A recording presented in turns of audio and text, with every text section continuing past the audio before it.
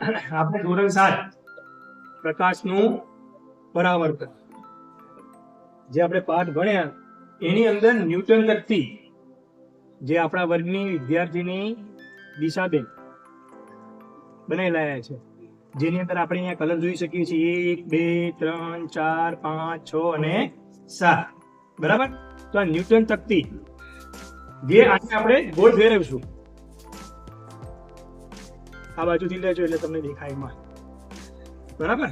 તો આપણે એમાંથી દોરી પસાર કરી વચ્ચે ગાણું પાડ્યું, આર પર દોરી પસાર કરીએ. હવે આપણે એને ફેરવીએ.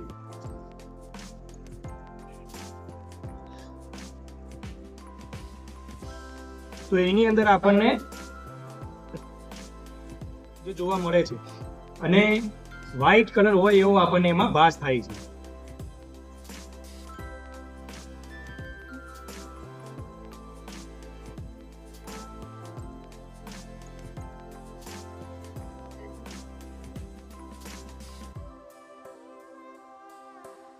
આ તકતીને આપણે કમ્પ્લીટલી પરફેક્ટ બનાવ્યું હોય તો એના માટે આપણી જોડે કલરનું જે મિશ્રણ છે, આપણે જે કલર લગાવીએ છીએ કલર કેવો હોવો જોઈએ, એકદમ મિશ્રણ પરફેક્ટ હોવું જોઈએ. એટલે આપણે જે કલર લગાવીએ છીએ એ વ્યવસ્થિત અને પ્રમાણસર જો લગાવીએ તો આપણને એકદમ વ્હાઈટ કલર એમાં જોવા મળી શકે. અત્યારે આપણને વ્હાઈટ થતો હોય એવો આપણને ભાસ થાય છે બરાબર. બીજી આપણે આ પ્રકારની ચકરડી જે તકતી છે એને આપણે ઊભી તકતી પણ બનાવી શકીએ બરાબર.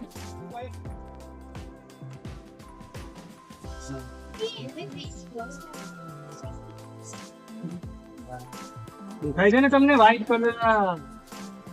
તો આને કહેવાય ન્યૂટનની તકતી. તો આની અંદર 7 રંગોનું મિશ્રણ જે આપણે પ્રકાશમાં જોઈ શકીએ છીએ. અહીંયા જો એકદમ વ્હાઈટ દેખાશે આ બાજુ છે ને, દેખાય છે ભાઈ? હા ના કેમ મસ્ત બની શકે ભાઈ. હો તો ન્યૂટન તકતી આ રીતે તમે ઓલી પેન્સિલ વાળી બનાવશો ને તો એ રીતે થોડીક વાર માટે ઊભી ઘૂમશે અને આ ચકેડીની અંદર તમે જેટલી વખત ગમાવી એટલી વખત ગમાવી શકો.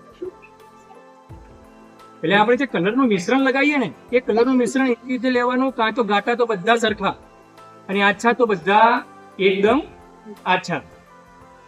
તો અહીંયા આપણે જોઈ શકીએ છીએ મસ્ત કેવો ઝૂમ ઝૂમ અવાજ આવે છે ભાઈ. ચક્કર ચક્કર મારો ચકડોળ કરે